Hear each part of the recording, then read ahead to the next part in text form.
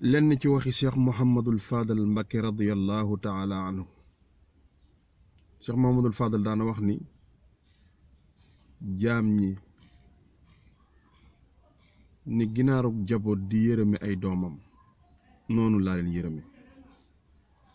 Cheikh Mouhamadul Fadal Mbacké daana wax ni Sëriñ Tuuba kenn bañu ko xanaa ko ko umpale rek. Cheikh Mouhamadul Fadal Mbacké daana wax ni Cheikh Mouhamadul Fadal Mbacké daf daan wax ni yaa raiman misla sayxi mahlan falasta taraahu. yow miy sàkkoo gis ku mel ni sama sëriñ Sayxul Xaddim defal ndànk doo ko gis mukk. doon na wax ni itam shafku dumuu'i li xubbi sayxi fardun araahu. tuur samay rangooñ ngir bëgg Sëriñ Tuubaa farata laa ko jàpp. lenn ci wax Cheikh Mouhamadul Fadal Mbacké radiyallahu anhu.